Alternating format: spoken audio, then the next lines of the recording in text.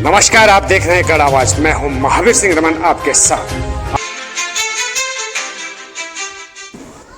पिछले कई वर्षों में अगर मैं कहूं कि 15 वर्षों या 20 वर्षों की दायरे को अगर हम ले लें, हमारे कई यहाँ पर साथी हैं जिन्होंने खेल के आयोजन करते हैं। अब ये शीतकालीन खेल का आयोजन है, ये ग्रीष्मकालीन खेल का आयोजन है। स्कूल में जैसा कि जिक्र रहा है, गुरु जी हमारे साथ हैं, गढ़देवा जैसे कार्यक्रम हुआ करते हैं। अलग अलग संस्थाओं में मेले के माध्यम से, अलग संस्थाओं के माध्यम से खेलों का आयोजन विभिन्न तौर पर हुआ है और विभिन्न खेलों का आयोजन हुआ, लेकिन उसके परिणाम स्वरूप उन खिलाड़ियों को एक दिशा नहीं मिल पाई। दिशा न मिलने के कारण जिसने जहां तक खेला था वो वहीं रुक गया। क्योंकि आज की उसमें जिसे हम काउंसलिंग कहते हैं, आज की दिशा में जिसे हम इंस्टीट्यूट कहते हैं कि यहाँ से मुझे इसकी जानकारी मिलेगी, आज की दिशा में हम ये कहते हैं कि मेरे पास एक कोच है जहाँ से मुझे जानकारी मिलेगी, आज की दिशा में हम ये कहते हैं कि वो जानकार है खेलों का, वो इन चीज़ों को उसको आगे बढ़ाएगा। वो अभाव था, वो अभाव रहा है और अभी तक भी अभाव है।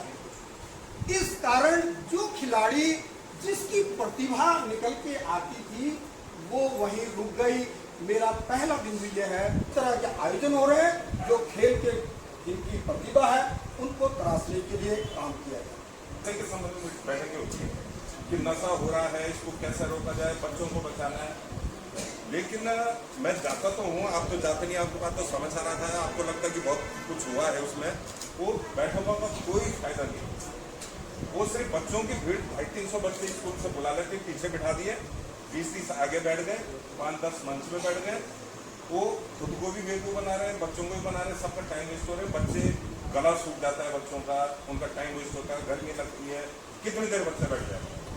तो ये जो नशे के संबंध में जो बैठकें हो रही है ना, इनका कोई नहीं, क्योंकि उसको ना पुलिस रोक पा रही है, ना सरकार रोक पा रही है, कोई नहीं रोक सकता, ना माँ बाप रोक पा रहे हैं। बच्चा कब कहाँ चला कोई पता नहीं।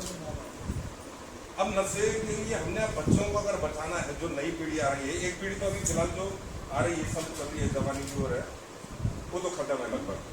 हमारे आर्मी के लिए पहले बच्चे मिल जाते थे, वो बच्चे मिलने मुश्किल है हमारे गढ़वाल से, ये बुरा हाल है। उनका 40-45 किलो तो उनका वजन है, न उनके शरीर में मांस है, और मतलब बहुत बुरा हाल है। नई पीढ़ी तो खत्म है।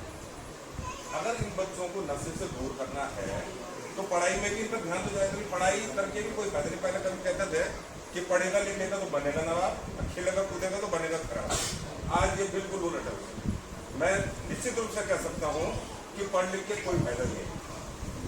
आप खेलो कूदो, आप स्किल डेवलप करो, कौशल विकास करो अपना, उससे आपको फायदा होगा। हमारी आपकी एक बेटी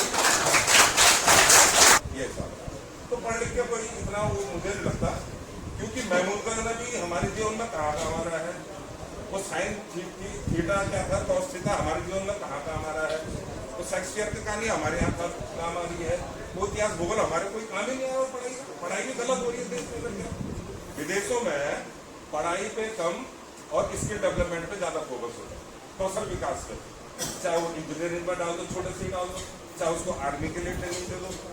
हमारे देश में पढ़ते रहो, बीए कर लो, एमए कर लो, जवानी हुई खराब, उसके बाद रोजगार नहीं मिलता। अब सबसे बड़ी नशमिक में जा रहा आदमी, रोजगार नहीं है, डिप्रेशन में चला जा रहा है, क्योंकि डिग्री भी ले ली, पढ़ाई भी कर ली है, अब क्या करें, नशा करेगा। अगर ये जो उद्देश्य है आज यहाँ पर, ये जो शुरुआत है यहाँ की, अगर इसमें हम बच्चों को उनके स्किल डेवलपमेंट में, चाहे वो फुटबॉल में जाए वो भी स्किल डेवलपमेंट है, चाहे वो टेक्निकल हो, चाहे मैकेनिकल हो, चाहे खेल कूद में हो। अब खेल कूद में टेक्निकल मैकेनिकल कहाँ से लागे, इंजीनियर डॉक्टर तो बनेगा नहीं बच्चा। अगर खेल में भी आगे बढ़ जाता है, चाहे वो कैरम खेल ले, लूडो खेल ले, कुछ ऐसे फिजिकल खेल खेल ले। हम तो देख रहे हमारे बचपन में हम लोग खेल खेलते थे तो मिट्टी में रहते थे। मुझे ये लगता है कि खेल सिर्फ फुटबॉल का नहीं है, ये खेल सिर्फ क्रिकेट का नहीं है। दूसरा एक वर्ड आता है खबर, मुझे उसका व्यक्तिगत रूप से बहुत दर्द होता है हमेशा। भावर होता है तराई क्षेत्र, आप लोगों को सभी को पता होगा। तो सरे से लेकर सिगड्डी में भावर है, लेकिन मैं ये मानता हूँ कि हमें क्यों मालन के इधर वालों भावरी बोला जाता है। मैं कोई अलग से बात नहीं कर रहा हूँ, मैं बिल्कुल फैक्ट की बात कर रहा हूँ। वो जो भावरी वर्ड है, उस भावर को हमें एक करना पड़ेगा, हमें ये बताना पड़ेगा हम सिरे से लेके सिगरेटी तक पूरा भावर है। और जब हमें लोग भावरी बोलते हैं, मैक्सिमम अगर आप उत्तरकाशी के लोगों का अपना परिचय दोगे तो बोलना अच्छा भावरी हुआ। तो मैं ये चाहता हूँ कि भावरी वर्ड एक ब्रांड बने, तो ऐसा ब्रांड बने कि जब हमारा बच्चा भावर की टी शर्ट पहन के घूमे तो उन्हें लगना चाहिए कि स्पोर्ट्समैन है बिना बोले।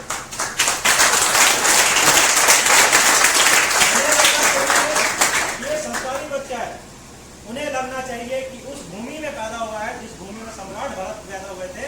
और मैं अपने बच्चों को बताना चाहता हूँ, जब आप अपना परिचय दो तो आप ये बोलो कि मैं भावर का रहने वाला हूँ, ना कि झंडीचोड़ का रहने वाला हूँ, ना किशनपुर का रहने वाला हूँ, ना कराल घाटी का रहने वाला हूँ, मैं भावर का रहने वाला हूँ। फिर वो आदमी पूछेगा भावर कहाँ है, फिर आप ये बोलना भावर वहाँ है जहाँ सम्राट भरत की जन्मस्थली है, जहाँ शकुंतला भरत की।